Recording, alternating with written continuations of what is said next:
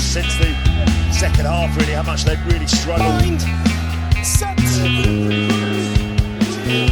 Charged with finding some stability from this. The best part about developing people, like there's kids that I coached at school that ended up at club that are now coaching their kids, and you've got a relationship with them where you talk to them and you're good mates with them. And I guess that's rugby. That's the thing that gives me the most joy as a coach, where I can bump into people that I've coached before and see that they're doing well and they're still involved in rugby. And, you know. Welcome back to the next episode of the journey of a grassroots rugby coach. And this is episode 50. To be fair, I never thought we'd get this far, but we have, and I still have more to come. And today, our special guest is Michael Magriplis, or affectionately known as Grips. If you're involved in coaching in Australia, you would have either received an email, a phone call, been on a course that he's run. He's the head of coach education for Rugby Australia and has been involved in coaching kids and senior players and coach education for a very long time. During the chat, we spoke about how do we use games to improve Rugby IQ in the community game. Also, how do we develop our people around us, players, other coaches, etc., etc. We also spoke about when you get those kids that turn up that might not have any idea on how to play rugby, we can turn them into good people as well as rugby players. So that should be our goal as a coach. We also talked about what language to use when coaching and the words that we use and how we use that to also provide clarity to our players. We also briefly spoke about how do we use our injured players at training? Are we using them enough? Are we using them in the right way? This was a great chat. And if anyone knows Grips, you know, he can talk about this stuff for ages. He also spoke about the restructure that's going to happen with coach education in Australia. So if you're coaching in Australia at the moment, there's a really good part in here around how that's going to look at the end of 2024, 2025. As always, leave us a thumbs up, leave us a review, pass this on to anyone that you think will benefit from it. But most of all, sit back and enjoy this chat with Michael Magriplis. This episode of The Journey of a Grassroots Rugby Coach is brought to you by Bull and Bear Crew. Bull and Bear Crew is a range of men's skincare products. There is face moisturizers, face mist, body wash, beard wash, shave oil, and moisturizer. They come in a 100ml pack, aluminium bottles. So they're safe for traveling. You can use them check-in your baggage. They also come in larger at-home bottles. All bottles are refillable, reusable, and recyclable. You can buy refill pouches to refill bottles you have at home if you don't want to purchase bottles from Bull and Bear Crew. They've just been released. A great product, all natural or vegan, tested on men, not on animals. All that good stuff. Recyclable, reusable, and refillable. So you can use them over and over and over again. Go to their website, check them out, www.bullandbearcrew.com. Place your order. At the moment, they're only shipping within Australia, but keep your ears and your eyes out to the website. They may be able to extend the shipping at some point in the future. Please enjoy this episode. Can't find it. That's a mighty shot. A mighty Mark Lester. Good. All right, mate. So let's make a start. So welcome, Grips. Just for the people that might not know who you are, who are you? Whereabouts you're located, and what's your involvement with the grassroots game? Okay, so Michael Magriplis, head of community coaching for Rugby Australia, and I'm on One in Ginny land, up here on the central coast of New South Wales at a little beach called Copacabana. And grassroots, my club's just over the hill, which is Avoca Beach, which is good because we're blue, green and gold. And I grew up in South Sydney, so basically South Sydney Rabbitohs and a Randwick rugby person. So Myrtle Green's in my blood. Oh, the green's in it, mate. Absolutely. They're doing all right too, the Wick. Yeah. Halsey's got the grand final this week against Zachy Beer for Norse. So that'll be a good one. Should be two really good fellas. Yeah, no, it's good. Yeah, so I've known you for a couple of years through that coach ed role. Most of our listeners that are local to Australia will know you or have spoken to you or got an email from you at some point around qualifications or courses that are coming up. So yeah, so like I said, mate, we'll just go where it takes us and we'll just go from there. But what got you into coaching in the first place, mate? I guess it was started with school. I went to Randwick Boys High in the 80s, 70s and 80s. Randwick Boys High back then was, and really CHS, they talk about school rugby. State school rugby in New South Wales was really big back when I grew up. So I was in what was called Phillip Zone. And Phillip Zone was one of the strongest zones in New South Wales for state school sport. So I went to a really good rugby school, played rugby since year 7, and had some really good teachers. And year 11, I got glandular fever, so I couldn't play. And my history teacher, a guy called Ross Day, basically said, come down and help me with the 14s. So, you know, as a senior player, as a senior student, went down there, just helped them. Didn't know what I was doing, but, you know, just doing what I was doing, how I was being coached. And yeah, finished off school, went to uni, and then got a teaching job at a public school out in Western Sydney, and did a lot of different sports. Rugby was one of them, and then got a job at Christian Brothers at Chatswood, and they were a rugby school. And then started with the 13Bs and, you know, 16As for a few years, and then second 15 before I left and moved up the coast. And then a few, you know, coaching ISA, Independent Schools Association, some rep coaching in there, and then moved up the coast, joined Avoca Rugby as a coach, coached some reps up here and coached at school, and Triple C, which is our combined Catholic colleges. Yeah. So I was doing that and then country and a few other things until I landed a job with New South Wales Rugby. So, yeah. Nice. Well, that's a pretty extensive apprenticeship, so to speak. Yeah, talk about apprenticeship. Like, you look back on it and you go, Jesus, did I do that? You know, like, Yeah. I think every coach that listens to this, if you think back to what you did initially, you just cringe. Yeah. And you just go, oh, geez, I was a shit coach. And the point you made was, mate, I didn't know what I was doing. I just coached the way I was coached. Yep, guilty. And Yeah. you look back and you go, mate, if I coached the way I did back then, I'd probably punch myself in the face. Yeah, well, I think nowadays the players would. Yeah. Oh, mate, They wouldn't turn up for the second week. No.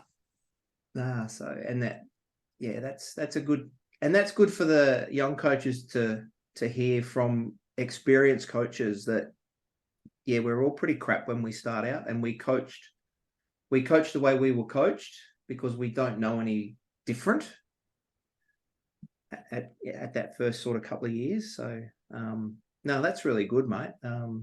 Some interesting places to coach too, some public schools, some private schools. Yeah, and growing up in New South Wales, I know how strong those schoolboys rugby was back in the 80s. Look, coaching at Pius, I had the second 15, and like, if there's any coaches that are on this podcast that I coached in that second 15, please don't take offense at this, but the second 15 at Pius were called Team Spastic because basically they'd never won a game, and they just kids that we had to throw together to play some footy. And I had the record when I left there with 2 wins in a season.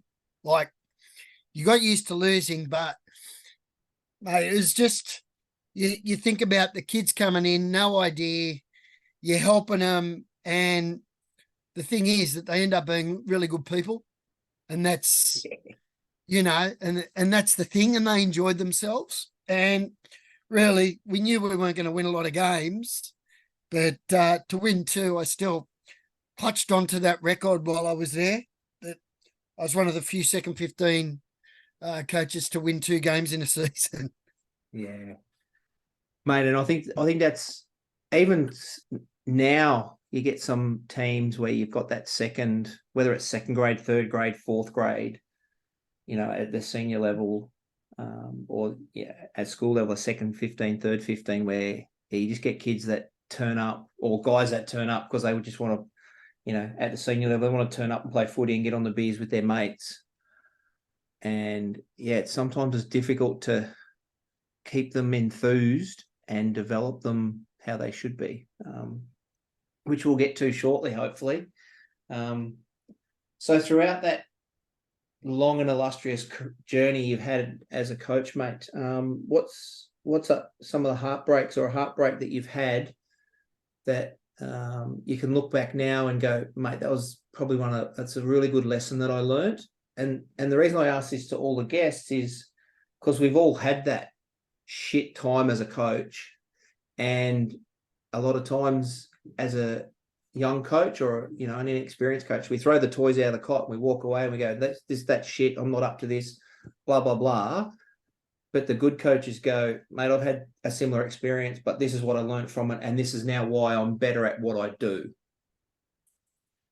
Yeah, there's a few of those, and I guess they don't stop. No.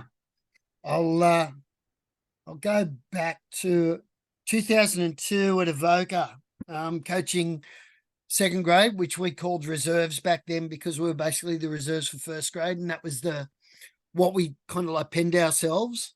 We went through that season undefeated, and we got into the grand final, and the first grade coach, a bloke you guys might know called Mark Ella, decided to drop a player to me and bring somebody up who'd come back through injury from third grade. So I ended up dropping someone who had basically played reserves for most of the year to third grade to fit this guy in. And it's probably the wrongest decision I ever made on a Thursday night as a coach. Yeah.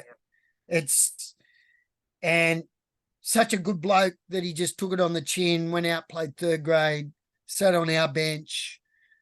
Third grade drew, we lost the grand final, first grade lost the grand final. But he never came back after that.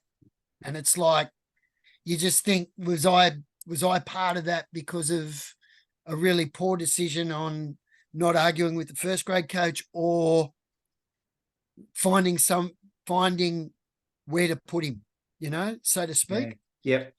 And that's always something that I've always reflected on. I guess another one was last year's Australian Rugby Shield. I was coaching the New South Wales Country Cockatoos, and we got the final.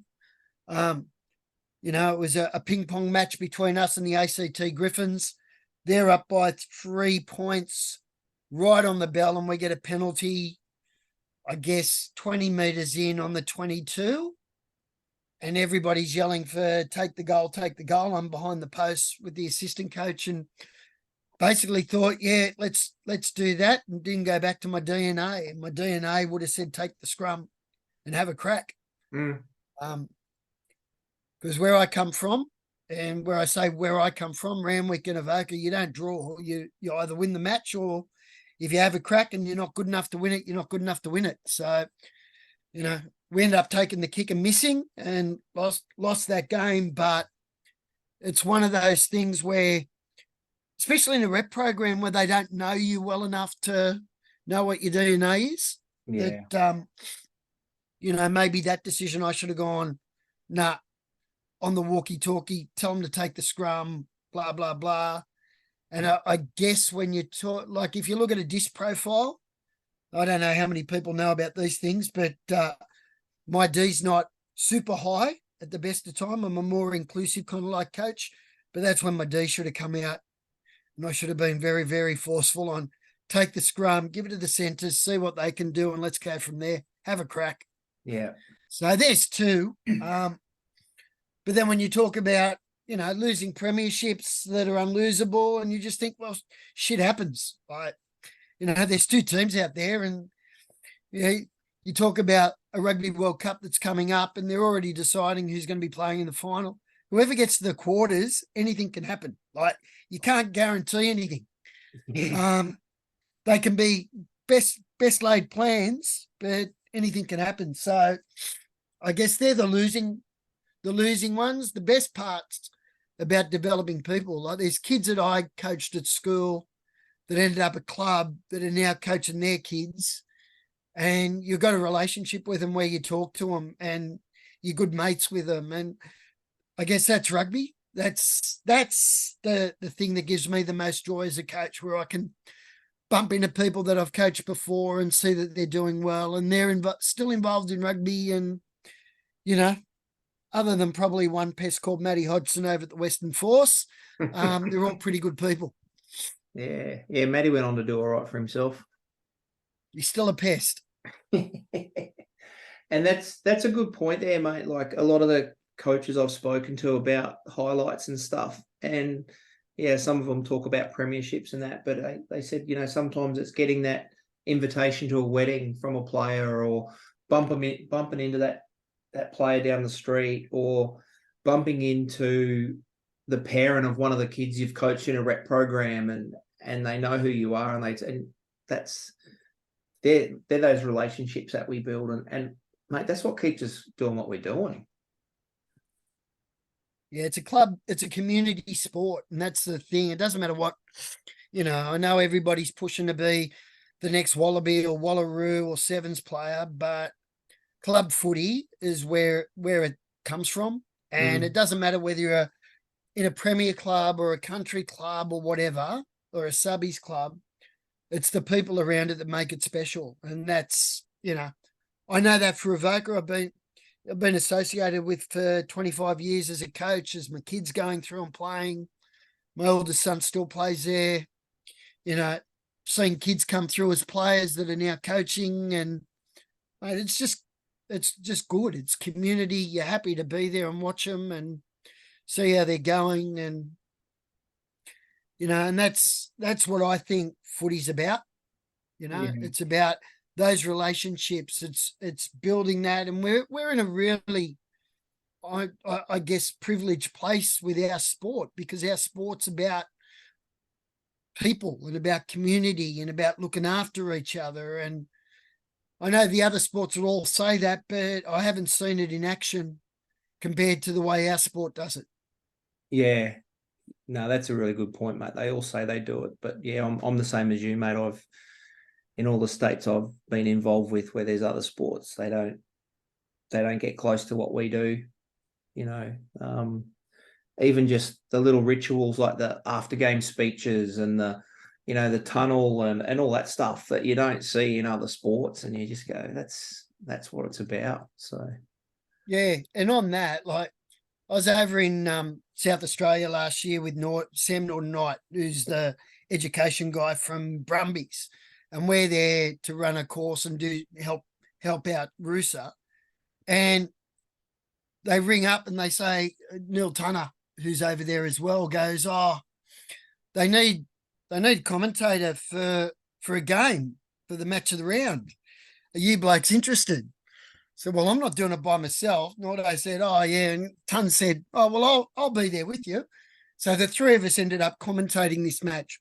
Nordo and I had no idea who the players were. We're just talking shit as probably the worst commentators in history. We go to the aftermatch function.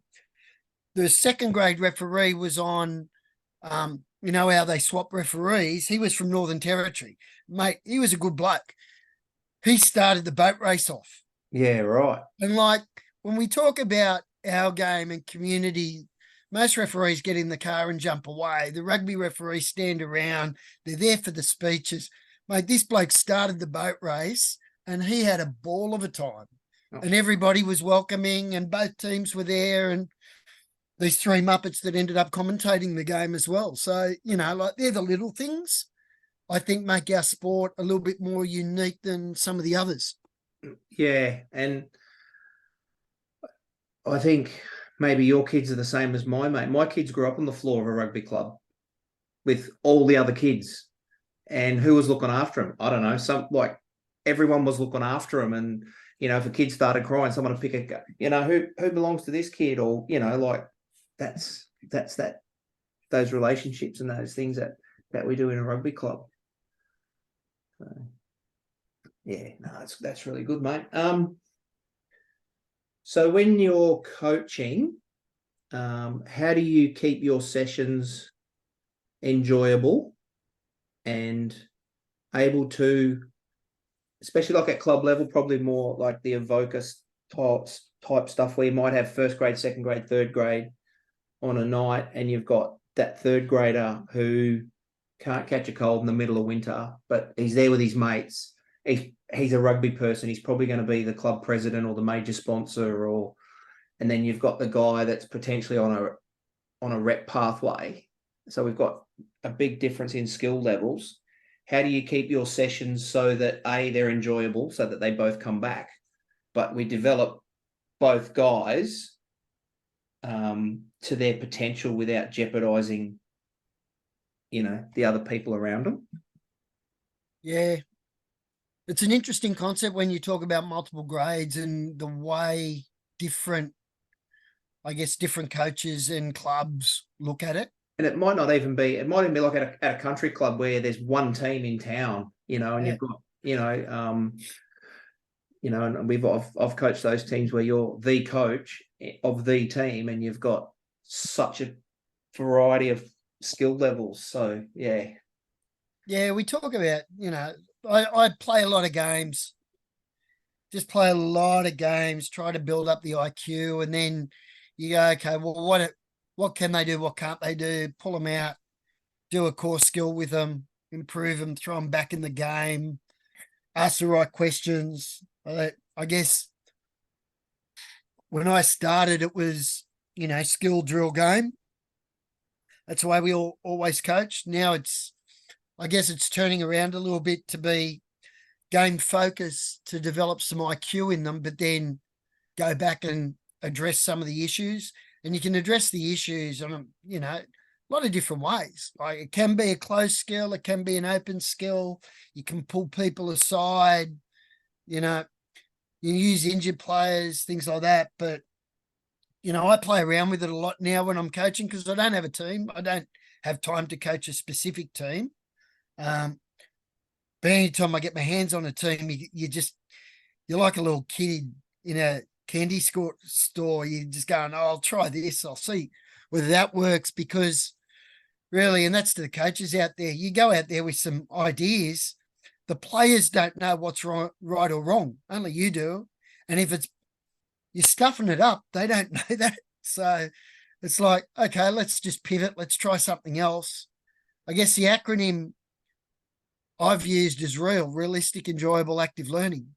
Is it realistic? Is what I'm doing realistic to the group I've got? So is it appropriate to them? I'm not going to be doing stuff that I do with a first 15 or a rep team with a 14s or a 12s or a 16s team. Is it enjoyable? So are they laughing, or are they just like, are they hating every minute of it? Are they doing things? So no lines. So no cues, no lines. Are they active? And that's where the games come in. Are they learning something? Do we ask them the right questions? Are we probing them enough so they start thinking about not just what they're doing, but what they're doing in relation to the game that they're playing? So, I always say to coaches, like, once those players walk over the white line, you got no hope in hell of doing anything with them, because they're the ones making the decision. Doesn't matter how much we're yelling and screaming from a sideline, makes no difference. So we've got to do that in training to get them to a point where they walk over and they can problem solve. And, it might be hiding some players who can't do X, Y, and Z, or it might be, putting them alongside somebody who can, to minimize the damage a little bit. Yeah. Yeah. And I think that's the skill as you get more experience. Do we hide that guy, or do we, because I always see, especially at the junior level, the kid that turns up that never plays before, they put him on the wing.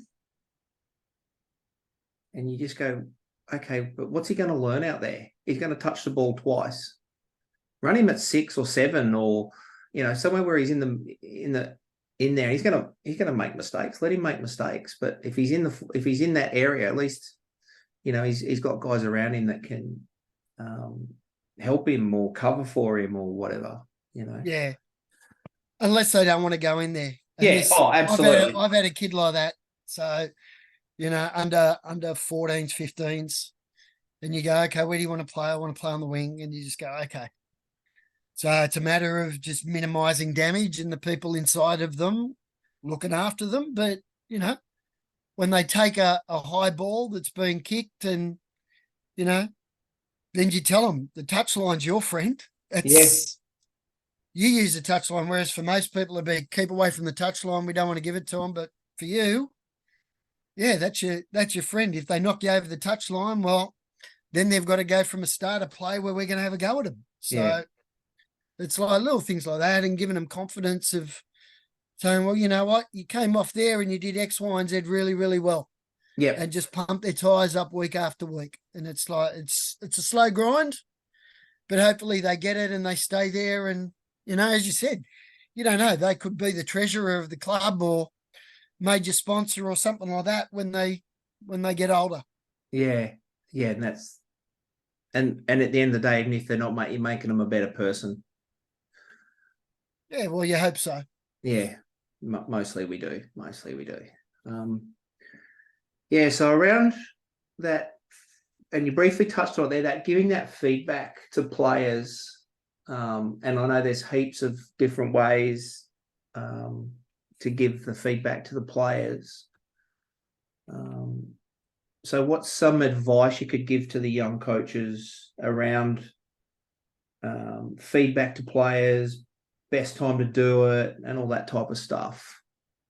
I guess the starting line there, bullies know who they are. Yeah, nice. Know the person. Yeah. Like get to know them first, because you can't give feedback or constructive feedback if you don't know the person, because they're not going to take it real well. Yep. It's just a command control kind of like scenario, which nobody really likes. It's, you got to show a little bit of empathy for them and things like that. So the quicker you get to know them, the better you'll be. I guess that's number one. I guess the other one is, all players want to be told the truth. I worry a little bit about the current generation and their resilience to handle the truth. But if you've done a good job and you know your shit, like, your technical, tactical, why you're having this conversation, and it's not the first time you've spoken to them about it. Hopefully it's something that you've questioned them on through training and that over a number of weeks, and then you can have that hard conversation with them. It's like, Bully, over the last 3 weeks, mate, we've spoken about getting back into the game, getting back in the line after you've done something. You've been slow, mate. Again, this is the 3rd week in a row. How come you're being slow? And, you come, oh, mate, I've been working 12-hour shifts. I'm tired, blah, blah, blah. Or if it's a young kid, they probably just don't know, but I'm just trying. And you go, well, if it's a senior player, well, every time we brought Ferg on, Ferg's got up, he's back in the line, he's making multiple tackles. You've missed 3. You're going to go back to 2nd grade, and these are the 3 things I want you to work on. Like, number one, I've given you clarity on what you couldn't do. I basically said what you need to improve on, and I've given you a reason why you're going back down, but given the reason why I have to bring somebody up. Because they're clearly demonstrating what you're not at the moment. And if I've had those conversations in training with you and questioning on what you could be doing better and you're identifying it, well, then it's going to be easier to take than other than I haven't spoken to you for 3 weeks and I come up, Bully, you dropped. Thanks. Going back to how we were coached, mate.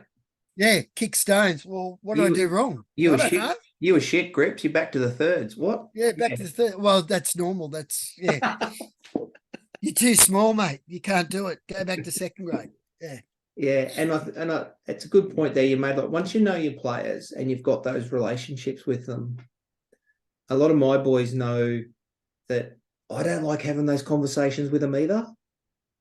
So they know that it's coming from probably not a good place is the right word, but it's coming from a caring place. Like, because Some players like a big carrot and a little stick, others like a big stick and a little carrot. Like you said, some like the truth, some like the truth more than others. So yeah, just getting to know them and how they want to be told as well. Yeah. And that comes, excuse me, that comes from training. So Yeah. while you're training, you're asking them questions and you're picking up the cues on, okay, they get that, they like that. Well, no, they didn't like that. So next time I ask a question, I might have to be a little bit more direct or indirect, or ask them what the solution is and see whether they can figure out what I'm after, and then maybe do it and demonstrate it. And yeah, and that's how the learning process works with them. It's like, if I knew that, 35 years ago when I started or so, it's like, it'd be a different ball game to what it is now. Like, Oh, yeah, absolutely, mate. Yeah, absolutely. Yeah, the old days of, you're dropped, you're shit, see you later, don't come back. this is the way we're doing. This is the way I want it. Well, maybe the way I want it isn't the way how we should do it. So, yeah, I'm a big one on words, on language. yeah, You probably know, you've heard this plenty of times. yes, But mate. it's Yes, the coach that says I all the time. Well, actually, it might be. I was working with a coach who used I, but he used, when I pulled him up on it, he goes, I mean the team. So, well, you're saying I. So if I got the shits with you and you say I, mate, I'm not going to take any more notice of you. So let's paraphrase it into we, the team, this. The Kiwis do it pretty well. They use team a lot. Kevin Mialamu I was at a NZR workshop for community pre-COVID, and Kevy came in to talk to all the DOs. yeah, And mate, he used team like every third word. yeah, Hey team, how are we team? But it's something that I took on board. So talking to players, come on team, what are we doing? What do we have to do? So, it's collective, kind of like insurance policy for coaching, I guess. And as I start talking in I, Bully goes, I don't give a shit what you're talking about, Grips. It's like, that's your opinion, not mine. yeah, and that's really good, mate. Because even when, like I do some stuff with like our lineouts and stuff, it'll be, I've got this idea. What do you guys think? So it's sort of going, yes, this is what I want, but now you guys, can we make it happen? And then all of a sudden they've got that buy-in and they're taking that responsibility, and the boys are also at the point where they'll just go, mate, that's not going to work. Yep, cool, let's move on. Yeah. But like you said, it's that us. How are we going to go? What are we going to do here? How do we fix that? Yeah, and once you say that, how do we fix that? They come up with the ideas. Yeah, They become the problem solvers. So when they walk over the white line, they can problem solve for themselves. yeah, Which is what you hope, by the time, and I know there's probably coaches on here that are at the pointy end of the season. That's what you're hoping. yeah, That your teams are out there in the grand finals or whatever, they're problem solving, and you're just giving them a little bit of gold dust at halftime and things like that. So, yeah. that's where we want to get to as coaches. Yeah, it's interesting you talk about that, because I was probably, I don't know whether you call it mentoring or not. I was given the hand to one of the junior coaches. He was under 16s. And I just said, what do you want to talk about at half time? And he went, oh, this and this, they're not doing this. I said, all right. And he just said to me, how would you address it? I said, ask them what they think. And he went, oh. I said, because you know what you want. You know what you want. If they don't come up with that, then you can direct it. And after half time, I go, how'd you go? And he goes, mate, they said exactly what I wanted them to say. And I went, they're 16, mate. They know what they need to do. And then a couple of weeks later, he was with us, come watched our first grade. And he said, oh, can I come into half time? And I went, yeah, of course, mate. I said, you're not going to hear much from me. And he goes, what? I said, mate, they do all the talking. And it was like, what are we seeing? Can we fix it? Where do we go now? And I think once this year, they've turned around and said, we don't know what to do next. Can you give us some advice? I went, yep. And he just went, oh, So all this stuff, I said, don't worry about what you've got written down, mate, because you're not on the field. Yeah. You just got to know what you believe the answers are to direct the questions, especially with the younger kids. Yeah. But as you get older, it's that keep, stop, start, which is what you just went through. Yeah. What do we keep doing? What do we have to stop doing? What do we have to start doing? Yeah. And there's little variations on that the coaches can use, but the more you do it, the more you get comfortable being able to ask the questions and take them. You do get a lot of shit sometimes off players, and you go, hang on. Can we just park that one? Bully, what did you just say a minute ago? Yeah. And then, because that's the gold dust I just heard. So bang, I want you to replay it. That's a really good point. And then you reiterate.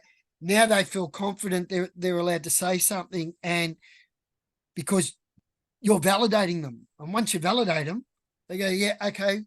Then you compare snowball, that concept of, right, that's the trail we want to go down. How are we going to fix it? This is what we're going to do. Are we all clear on our roles here? And away you go. That's how you build rugby IQ in players.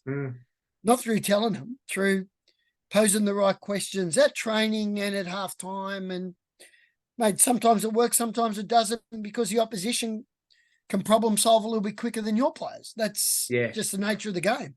Yeah, exactly. And I think doing it that way too, it gives those players that might not be as confident to speak up or culturally don't speak in those settings, that they're actually still gaining that IQ because they're actually thinking about what's going on as well.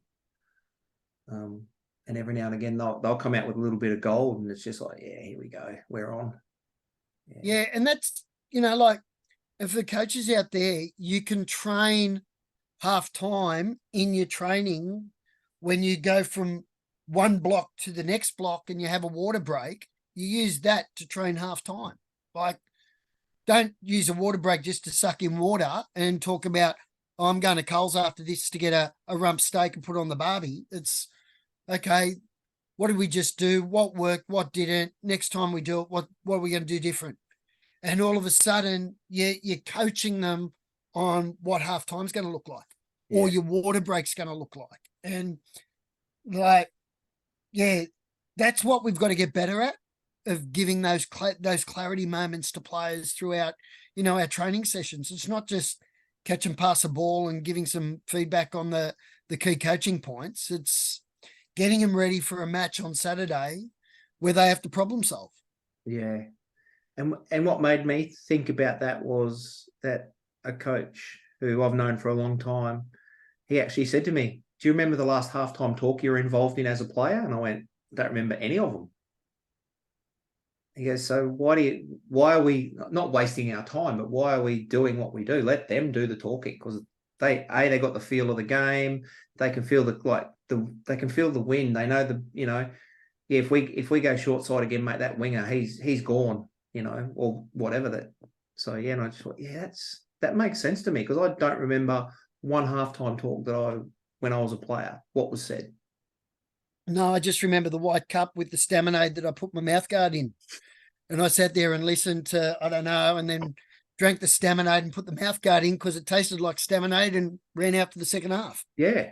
Yeah, no, No, and you're right. They're the things that we've really got to look at getting better at collectively in the sport, around that feedback and developing that rugby IQ for players. Yeah, it's just clarity. Like, people just want to be clear on what their job is and how to do their job better. That's it. Like, it's a simple game. Catch the ball, pass the ball. If you got the ball, run it forward. If you haven't got the ball, tackle the bloke with the ball and try and get it back. That's it. We just want to confuse it. Like, it's using the principles of play, as much as Justin Harrison yells it out all the time on stand. It's about get possession, go forward with support to develop continuity, put pressure on, score points. Yeah. And you can do it both sides of the ball to get it back, and that's it.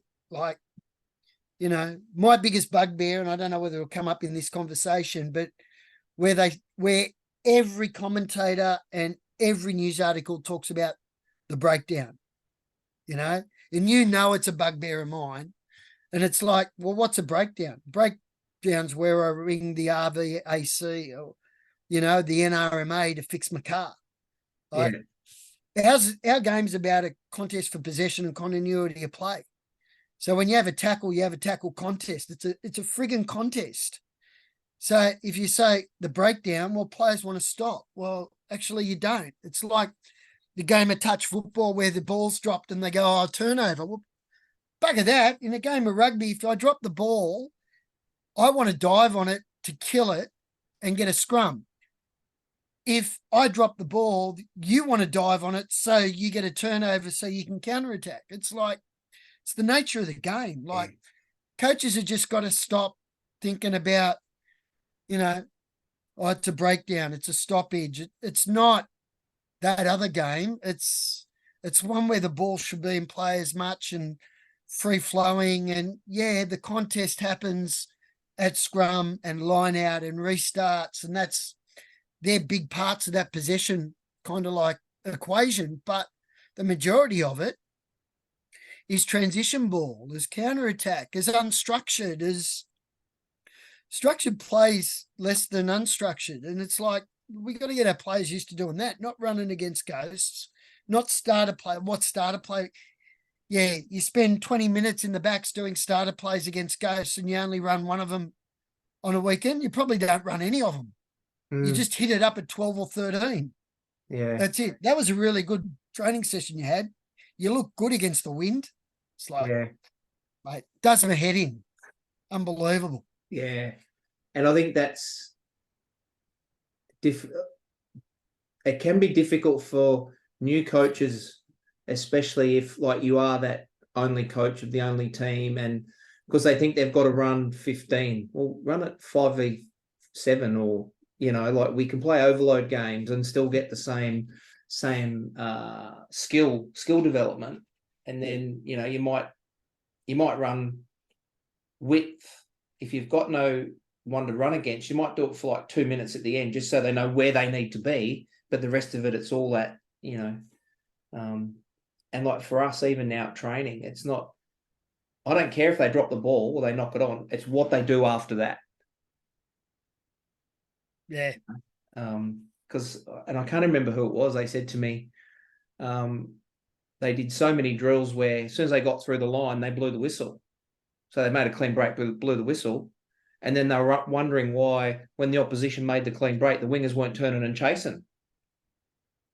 Because they weren't training that. They were just standing there waiting for the referee to blow the whistle. Yeah. Like it was a junior team, and I just went, oh, yeah, he goes, mate, I'd probably blow the whistle 3 times in a session. Yeah, so. But even that knock on, mate, we've all played in games where the referee doesn't see it. Yeah. Play on till the whistle goes, boys. Yeah. Yeah. That's it. We call it kill ball. So Yeah. you drop a ball, it's kill ball. Whoever kills it gets possession. Doesn't matter what happened beforehand. So yeah, nice. I like that kill ball. Yeah. So, but I think too, it's like you said, we run these plays against ghosts or tackle bags or whatever. But if we've got, you know, that one team's running attack, the other team's running defense. You know, they're running defensive alignments and all that. So you can actually get, you know, you can run 2 sessions at the same time and get better bang for your buck. You just got to be a bit more organised. And you don't need that much time by yourself to run through a couple of plays. Like, yeah, you can run a blocker, slider. You can do that at training so everybody knows what that is. And then you give it your name. And then the backs can run out there against, you know, 1s versus 2. And they can just say, we're going to do a blocker with an insert on the wing on the inside. Yeah, let's do it. Bang. Yeah. Let's see what they come up with to defend it. Mm. It works. It might work. It might not work. Okay, why didn't it work? Because somebody didn't chop someone's shoulder. Someone had the wrong line. You problem solve out there. So, you know, they start picking up cues of defenders, and defenders can start looking at the attack and what they're doing. Like, for the coaches out there, never give them the same picture every starter play. Give them something different. Yeah. Move people around. Like, there's no rule. There's no rule. I'm saying a rule here, not a law, because we have laws that our referee abide by, but there's no rules that have to say that you have to stand in a certain position until the ball's fed and released from a scrum or a line out. You can keep moving around as much as you want. Like, Yeah.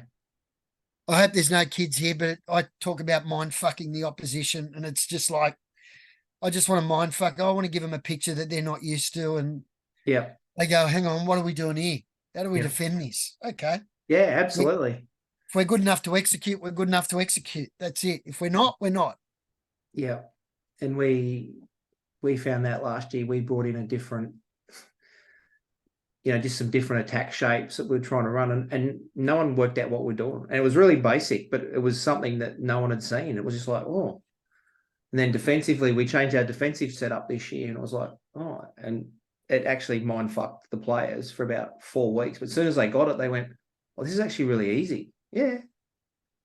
And then it progressed from there. So, yeah. And that's that learning of clarity. Like, you get, everything's not going to happen at once. And the only person that knows that it's buggered up is you. The players don't know that. So you can come back. That was so good, boys. We did really well. Give us a couple of the positives out of that session. I got this. Okay, what are we missing out on? Still don't know about this and why we're doing it. Okay, we'll work on it next time. And then eventually the penny's going to drop for them. The light bulb moment's going to happen. And hopefully it happens sooner rather than later. Yeah, hopefully. That's a good point, mate. Yeah, and I think too, even in those discussions around that stuff, like you know what you want. I've also found that actually saying to the guys, yeah, that's what it looked like in my head, and what we just did then doesn't, and that's on me. Like, especially with the senior boys, I think it then empowers them to actually have the courage to go, this isn't working. Bully's already admitted that he fucked that last one up. Like, we're just trying to do something different. And it gives them that, well, the coaches have admitted that they got that bit wrong. So then they can come out and go, Grips, this is not going to work because we've got, we haven't got this guy here, or this guy that usually runs that line, or whatever. And you just go, oh, yeah, cool. Yeah. So again, it's just that trust and those relationships that you build around that. And then they can get that clarity on exactly what needs to be done. And the other point he said there is, like, you thought you say something or it worked one way and it didn't. For the coaches out there, and like, I know you're going through the process at the moment. I did it in 2010, where you have to film yourself and evaluate it as part of an assignment. It's like, did I really say that? Did I really do that? So, I had a VCR camera back then. Like, we've got phones now that you can just film yourself on, have someone just film you having a hard time talk, running a little drill. It's a really good feedback mechanism for a coach, just to see themselves and go, actually, did I say that? That wasn't in my head, but it came out of my mouth. It's like, or I didn't say it. I thought I'd said it and I didn't say it. Is the other one that you go, like you said, I'm sure I said that in my head, but what came out my mouth was completely different. Yeah, that's me now. I say a lot of things in my head that don't come out of my mouth. It's like totally different. Totally conversations with other people in my head. Yeah, mate. And I can, I've just about finished mine. Can totally recommend it for any of the coaches out there that want to get better. I've got 2 GoPros that I use. I don't use them at every session. Just, every month or so, I'll just drag one out and set it up. And but also I find, especially around the scrum and lineout stuff, I try and video those sessions, because then the boys can go, no, my hips weren't down, and you go, here's the video, mate. Oh shit, I didn't realize that. And then, so you can use it to give those players that instant feedback as well, and the boys love it. Like, we send all the clips out through, WhatsApp or whatever, and the boys really get into it, and they can analyze their own form and stuff without, without spending 20 minutes after a training session. They can just look at it in their own time. And you've always got a injured player hanging around that could always Yep. help. And if they're a forward or, videoing that, that's kind of like training for them as well, because they're seeing it. Yeah. They end up start giving the feedback, and like it's allowing injured players just to, mate, you're fine tonight. Don't worry coming down. Mate, they should be down there. They should be helping. They should be videoing. They should be, in the conversations, because when they get back, you want them on point. It's like, that's how you build team and club cultures, And that's that's a really good point. And we had a chat about this with our club in our end of season debrief. All our injured players are expected to be at training because the physio's there, and they do treatment and rehab. And the physio might go, like you just said, so and so can't do scrum work, but he can jump in the line out or whatever you need him to do. So they're there. But then what it does is when you've got, one of your starters from your first grade, and the boys look up and this guy's just busting his ass at rehab to get back, it just builds that, this guy actually wants to be here. So that's a really good point, mate. There's always something to do for the injured players. They even just feel like, can you fill the water bottles up for me? Because the boys appreciate you filling the water bottles up for me, or whatever it is, So like that was pre-season when we turned up unexpectedly to watch your coach, and your rehab group was there. And like the season hadn't already started, and there was 3 or 4 guys doing that rehab stuff, like that builds a culture in a club, and that's pre-season. That isn't even halfway through a season. So, it's really important for the coaches out there, like especially the head coaches or those in charge of programs to, set standards that, that you'd meet yourself, but it's that expectation that reflects a club and then reflects at the back end of the season. So much so. Yeah. No, that's right, mate. And we've found that the way we do it, there's more positive out of it than negative out of it.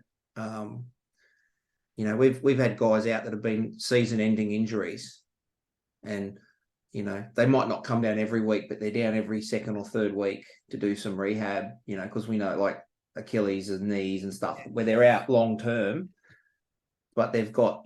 They walk away with a sheet from the physio. This is what I need you to do in the next week. And it just builds that.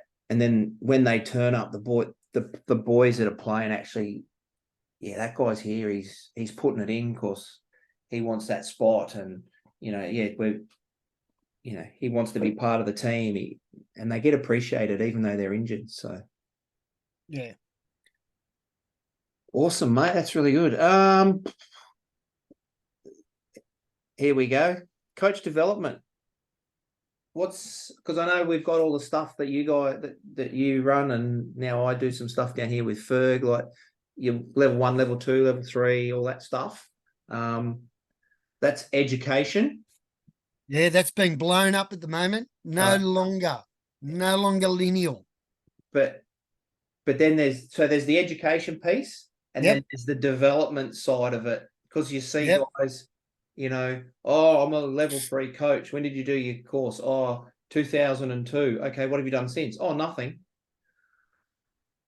Or you've got a guy that's a level 1 coach, and he's trying to do.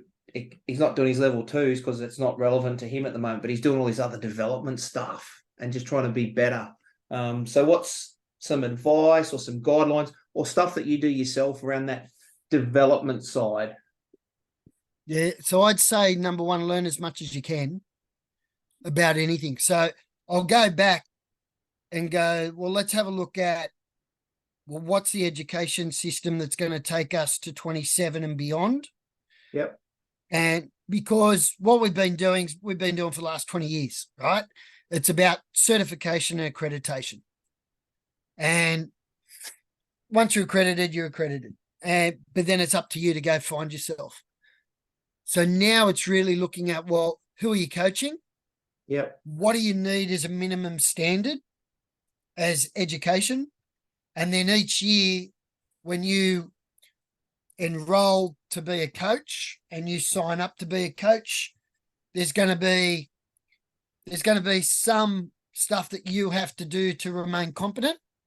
And then there's going to be a journey that we're going to take you on as part of that coach development. So if you think about Australian Sports Commission talks about the literacy domain. So physical, psychological, the cognitive and the social domains. They're the 4 major domains that we operate under in sport. So we're building, I guess we've done a template at the moment that's got around about 100 CPD different courses, modules, whatever, that are under those 4 little banners. And it's about, I need some technical knowledge, like on lineouts or on kicking or on counter. And then it might be physical stuff that I need. So do I need some endurance stuff? I need some stretching. Do I need to know a little bit more about, the World Rugby Activate program? Or is it, what am I doing in the social sphere? Is there some leadership stuff that I have to do? Is it cognitive? Is it a little bit on well-being, player well-being, mental health? There's a lot of things out there where we, I guess at Rugby Australia, is not going, we're going to reinvent the wheel. There's plenty of people out there that are doing really good jobs and offer good courses and things like that, or good podcasts like this one. And we just want to steer people in the right direction to learn. And then you can be the best community coach in Australia. And, in the old system, that might be a level 2. You don't have to be a level 3. Because if you're not a pathway and programs lead coach, you don't need that learning. But there's going to be a shitload that we're going to try and push people towards and steer them. Like that's the way continual learning's going. It's not dictated by Michael Magriplis telling you what to do. Bully Shaw goes on a journey and says, well, you know what? I want to be the best scrum coach in Australia. What do I have to do? What can I do? Where can I go? Who can I listen to? How do I improve? And then part of that is, I get the other end of it is the right support. You talked about mentoring before, mentoring your 16s coach. Mate, that's valuable for the 16s coach, valuable for yourself. So I guess the goal is to have one coach developer who mentors, who could do education and things like that per 10 coaches across Australia. Like that's the future. And enclose, I guess, a system that helps itself, because it's about community, about making coaches better, about sharing. Like, here's a little story. I hope no one from the Cockatoos is on this, but the game plan that I put together for Cockatoos last year, I gave to the head coach of Tasmania, who was our first game. I made sure I gave it to him about a month in advance so he could prep for it. So, people said, why do you do that? Well, he knows what we're going to do. He's just got to be good enough to stop us. Yeah. And they scored 3 tries, against us. So problem solve on the run. Don't know whether I would have given it to the guy. By the time he got to the final, everybody knew what you're kind of doing, but like we had 3 different options. So they didn't know which one we were going to do at what time. So, but, you can't just hold it like a book. What was it? Waterboy. Yeah. That's the one where he goes, no, I've got the book. Yeah. No, mate, and that's what what it was like when we started doing all this stuff, like you'd walk in there and they had all this information. It was just like, no, this is mine. You can't. And you're just going, oh, whatever. It's the same shit. It's the same shit with a little bit of variety on it. There's nothing new in the last 20 years, mate. It's all the same. No, and they revert back. You find little bits of gold from way back. You put it in, you play with it, and you say, well, how does it suit my team? The only people that's got to suit is your team. It can't suit what the Wallabies are doing, or the Wallaroos can't suit your team, because they're different players, different environment. Yeah. What you're doing's got to suit your team. And coaches have got to understand that. Like, there's things that like just absolutely shit me with rugby. And one of those is the question, should we play a 1-3-3-1? Like, what the fuck? Like, yeah, you can edit that one out. It just does my head in. Like, is that teaching your players why they're playing footy? Catch a ball, run a ball, pass a ball, or is it teaching them I must be here, and unless I'm here, nothing good happens? Like, the only reason to play structure is to break the damn wall, get through it, and play footy. Yeah. The only way you play footy is by playing different variations of games at training. So, your players get to experience a whole plethora of different things that might happen in a game, and then you've given them the tools to navigate it. Like, not, I want a 1-3-3-1, and unless we're here, we can't do this or that. What happens if we break the dam, the 5'8" sitting in the pocket, and all he has to do is flatten up, get a ball, and he's got a 3-on-1 or a 3-on-2? Like, no, we've got to wait for those forwards to come around the corner, get in the pot of 3, by which time defenses come around the corner, and now we're running into a brick wall again. Yeah, we need just two break more. the dam. We need 2 more rucks before we can do that. Yeah, it's like we've broken the dam. Flatten up, play footy. Yeah. Like, that's what they're there for. And it's interesting. And even on that, you hear, coaches will say, "Oh, so what's your game plan? What's this and that?" And you go, "Mate, I don't know. I haven't even seen what my players can do yet. Have I got 15 players that are 110 kilos or above? Because we ain't playing. We're going to play a different style of footy if I've got 15 players that weigh under 100 kilos."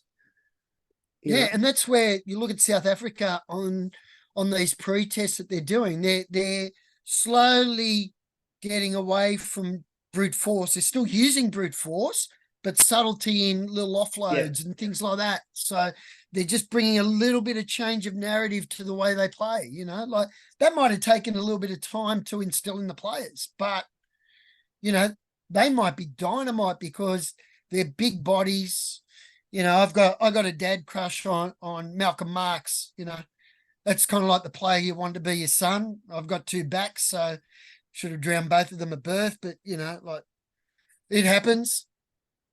But like, big bodies that can play footy as well. A big skillful man should always beat a small skillful man. They're definitely going to beat just another big man because they're more skillful.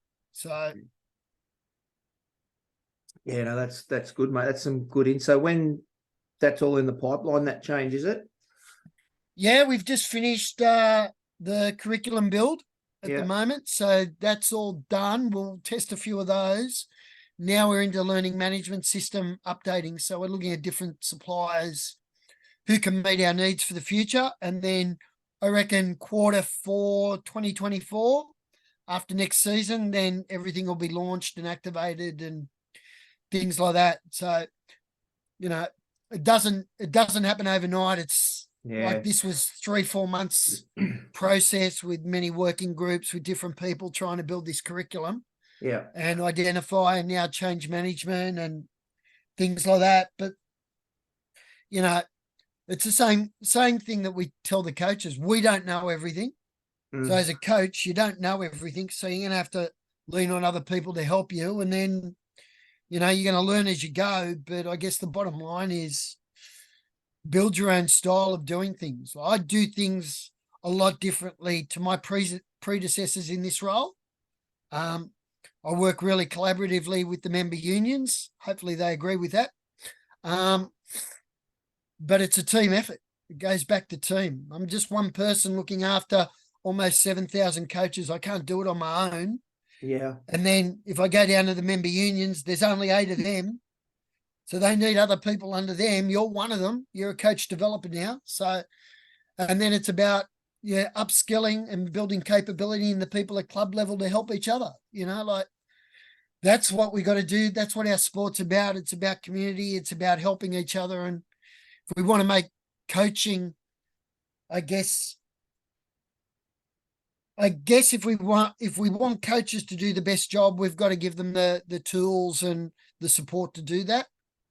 And then if every coach walks out every Tuesday, Thursday, Saturday going, I'm going to provide the best experience for my players tonight, mate, we're doing our jobs. That's it.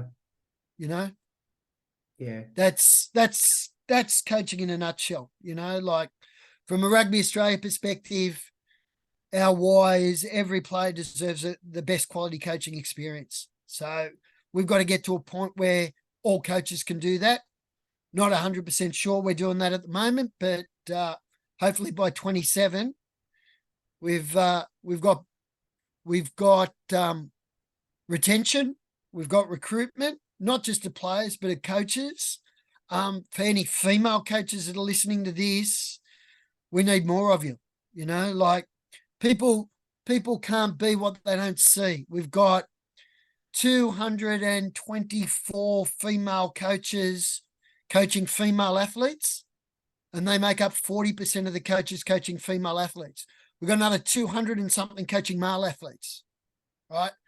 Female coaches make up 6.4% of our coaching population, right? We need a minimum of 10%, but we'd really like, you know, it to be representative of the female playing population. So we got a long way to go.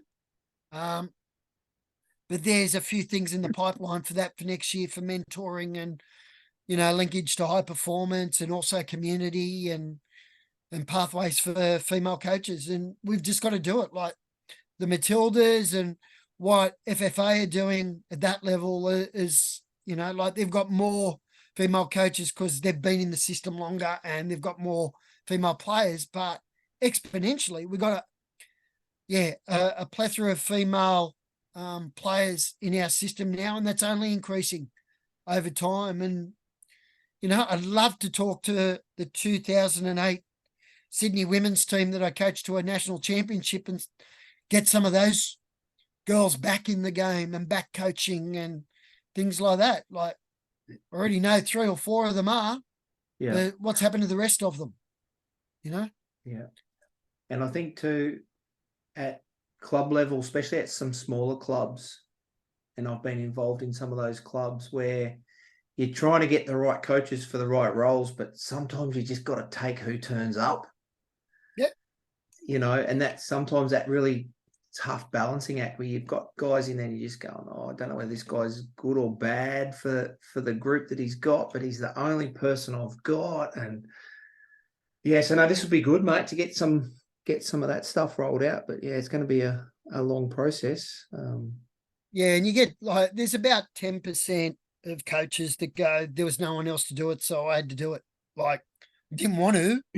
Yeah. But that's why we've got, you know, like on the Digital Coaching Hub, we've got 8-week session plans. So every coach from under 6s to under 18s have got the first 2 months of training done for them, mapped out with videos, with lesson plans. We've got links there to our rugby community. So, you know, anybody can go on there and go, oh, look, I'm talking to the converted here because they're already on this podcast, but you're up there. Chubby's up there with his, Dan Palmer. Yeah. You know, you just click on those links and it takes you to your website and how to listen on Spotify or Apple and things like that. And we got to get people, we got to expose people to our community that are doing things like you're doing. Like they're the little bits of gold dust that we got to lean on because, you know, one person can't do it at Rugby Australia.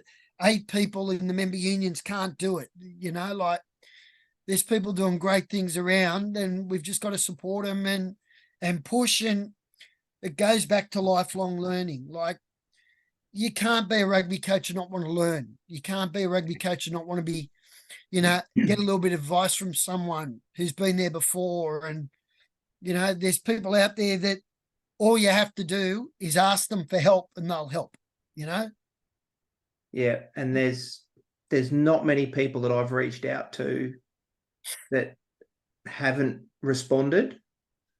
And the few that have said no, they've given me a pretty good, like, I've got this and like, blah, blah, and that's fine, you know. But like you said, mate, a lot of just reach out to someone, reach out to your first grade coach. Yeah. You know, like it goes back to, you know, the media this week. And if there's any Kiwi cousins on here, you know, where they, there's a few. They're looking at Hansen and going, oh, how could he be working with the Wallabies and things like that? Eddie asked him. That's all it was. He had his mate ask him, can you come down and watch my session? Give me some feedback. Well, when Eddie I comes don't think anybody at NZR or New Zealand ever asked him to do that. You yeah, know, like when Eddie that's all come it down, takes.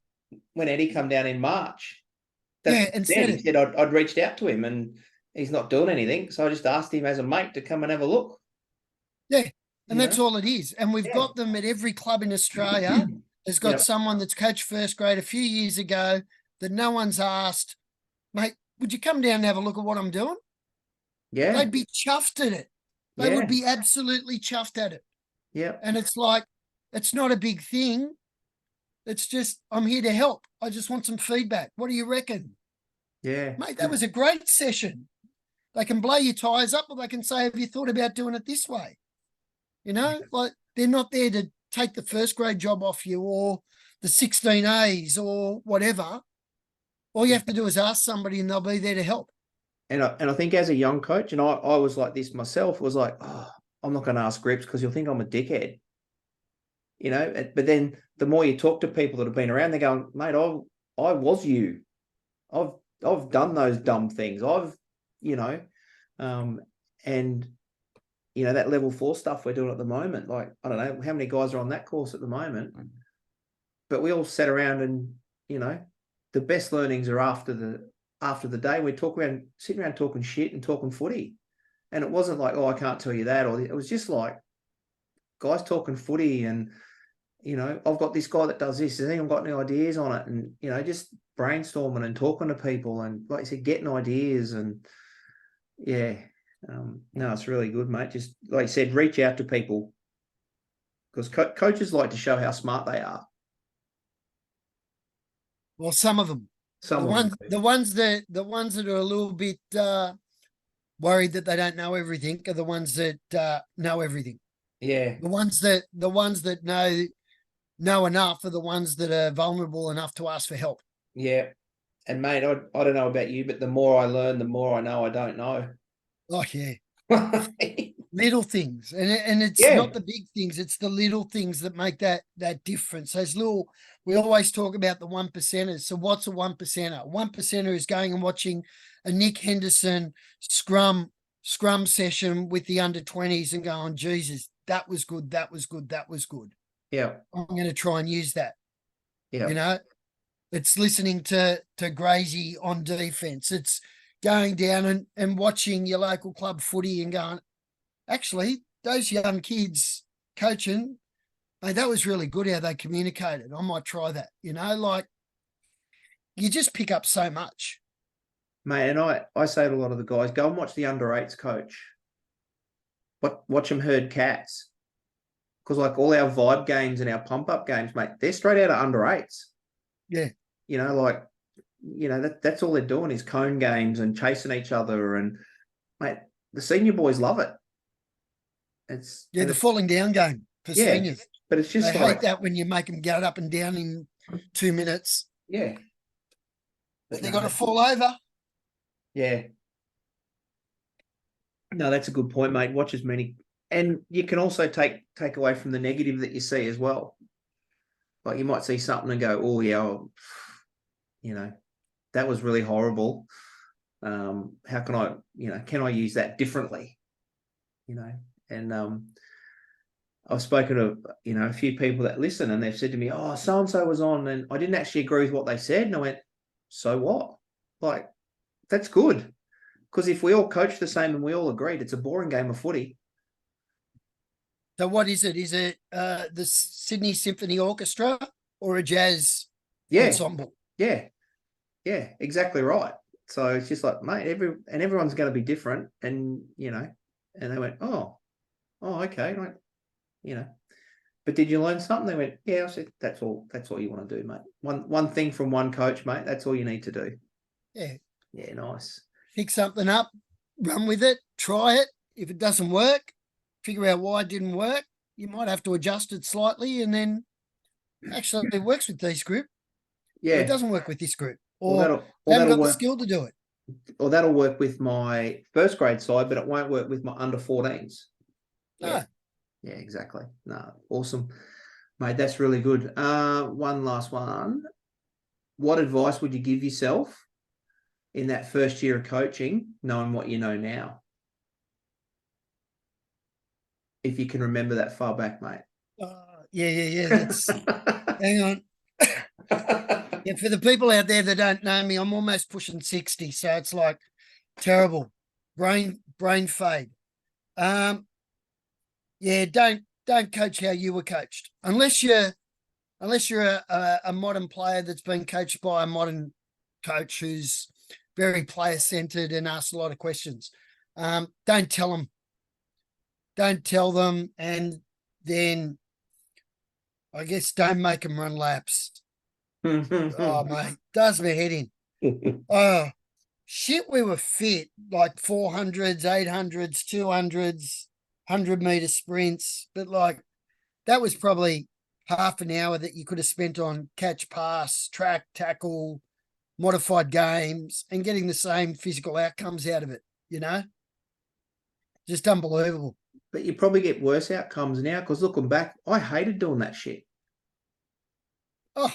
But now, like the sessions that we run now, it's like the boys, they actually run more, but they don't realize they're doing it. Because like you said, it's all big open field games and, you know, short breaks and, you know, looks more like a rugby game than what training ever used to. So yeah. One of my favorite ones, just to throw in on those bye weeks, is where you play with a soccer ball. You can catch, pass, play offside touch with it. As soon as the ball's dropped, it's soccer. And if that ball's kicked and caught on the full as a mark, then you can play rugby again. oh, And nice. Seniors love it because it's like AFL where you can just blindside people, but they just run and find space and things like that. And there's giggling. And you can see them puffing after about 2 minutes. Yeah. It's great fun. Yeah, one I brought in this year with our boys in pre-season is I've got 2 sets of coloured cards, and it's just touch, and one set of coloured cards is basically offside touch, but there's different rules on it, and your team gets one card that's got whatever the rules are, like one person can get touched and play on whatever it is, and then the other team get a different set of rules, and they don't know what each other's are.